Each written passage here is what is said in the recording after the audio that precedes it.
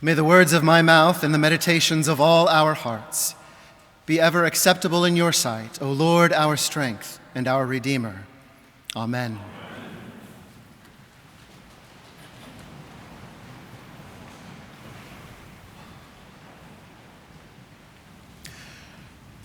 Render therefore unto Caesar the things which are Caesar's, and unto God the things that are God's.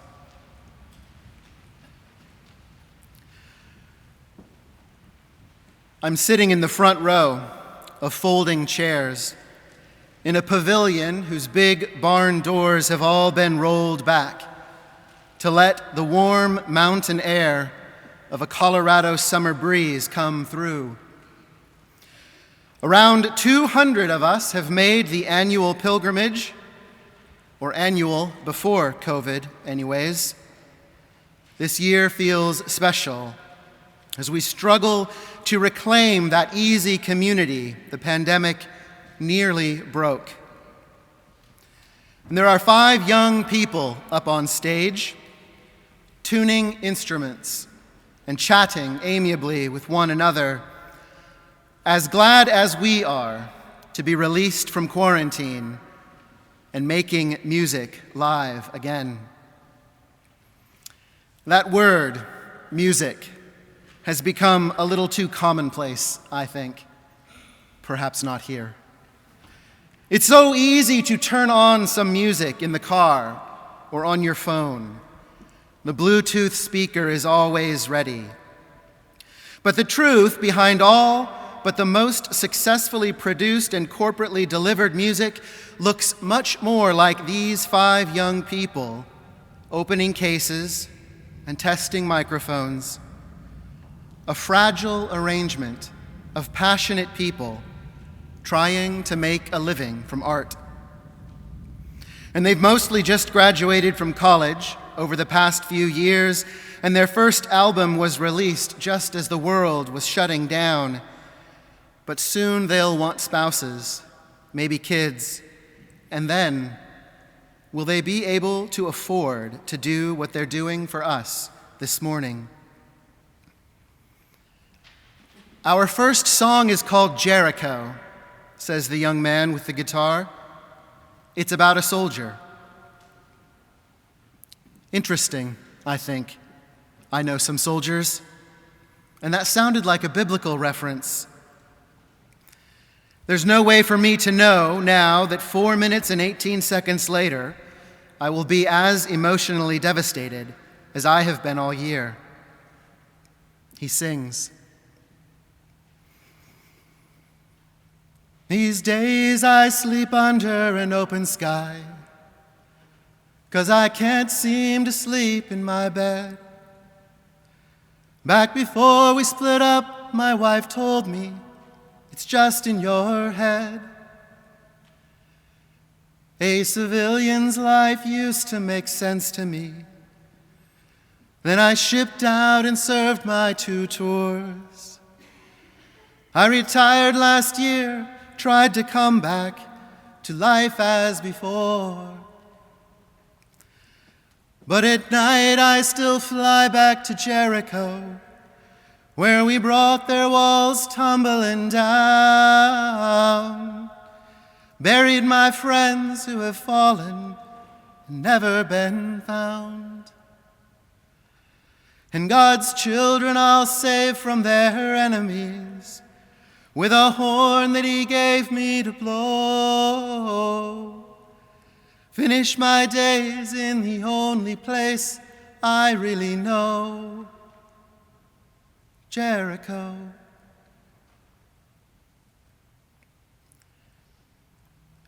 The punchline of that gospel reading that we heard a little bit ago, it's so well known, so thoroughly woven into the fabric of Western culture that it hardly seems there could be anything more to say about it. This scene happens toward the end of Matthew's gospel, and Jesus has drawn the attention of powerful people who do not want their status quo overturned. The Pharisees and the Herodians who have no other common cause under the sun, are united in their desire to be rid of Jesus. And so they set a trap. And it's a clever trap. Is it lawful to pay taxes to the emperor or not? There is no correct way for Jesus to answer. To pay taxes to the emperor is to support your own oppression and fund a pagan regime that cannot tolerate your worship of the one true God. But to refuse to pay those taxes is to incite revolt and maybe violate the law of Moses. That's the trap. Whichever way Jesus answers, he will have given the authorities a reason to arrest him. They aren't testing him. They're giving him a multiple choice menu of what he would prefer to be executed for. It's a clever trap. But Jesus is good at this. It's Caesar's coin, he says. Give it back to him. He's called them hypocrites already, and now he shows everyone that they are blasphemers as well, these Pharisees and Herodians, carrying this pagan image into the sacred temple, supporting the system that crushes all of them because they get to be on top of the pile while it's being crushed. There's no response to be made, and so his accusers wander off, not because their minds have been changed, but to plot other traps. It's a clever trap and a clever escape and a catchy line. Give to Caesar the things that are Caesar's, and to God the things that are God's. It's a good line. And it gives us space to maneuver in this fallen world where governments are a necessary evil, and God doesn't always seem to be right there ready to help. We have to live, and splitting things up between Caesar and God is an effective way to manage a complicated world. But that trap was a trap for us, too. Because what belongs to Caesar and what belongs to God? There's not always a picture on the denarius that we're holding to make it clear what we should do.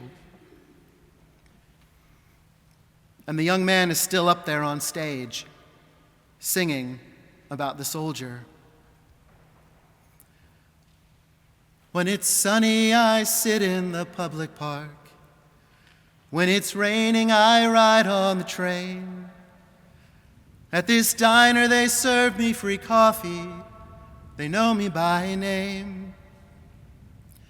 And the guys from my unit come talk to me about the jobs they've been trying to chase. And I tell them how after it's dark, I return to that place. How at night I still fly back to Jericho, where we brought their walls tumbling down, buried my friends who have fallen, never been found. And God's children I'll save from their enemies with a horn that he gave me to blow.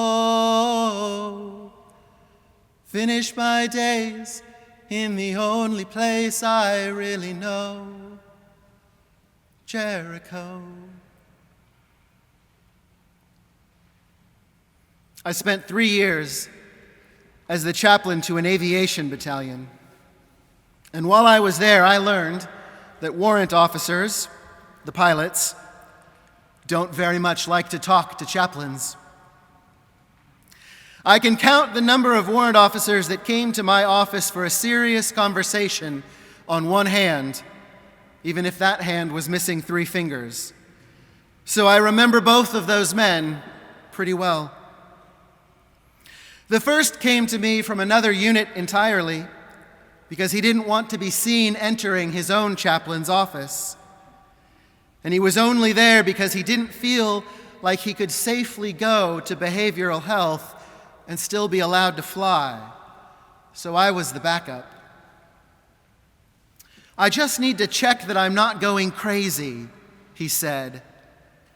And then he told me about the things that he'd seen and done in his career as an attack helicopter pilot. "Usually I'm fine," he said. "Usually I sleep fine. But then sometimes I'll have nightmares. They're not even nightmares, really. They're just accurate dreams of what happened. And it's not the visuals or the sounds that get me. I remember them all clearly. It's the smell. I forget, but then in the dream, I can smell that cockpit all these years later. And I wake up covered in sweat, and I know I'm not going to sleep much for the next month or so. What do you think, Chaplain? Am I crazy?" "Not crazy. Just wounded," I tell him. "Just a man trying to render unto Caesar the things that are Caesar's. A man who signed up to serve his country, to protect the defenseless, to stand against evil. A man who has discovered that such service is generally not as clear as a face engraved on a coin." The second warrant officer who ever came to my office did so about half a year before he died of a suspected self-inflicted gunshot wound. We have to say it that way. A suspected self-inflicted gunshot wound, even though he was on a video call with his estranged wife at the time. And she watched him do it.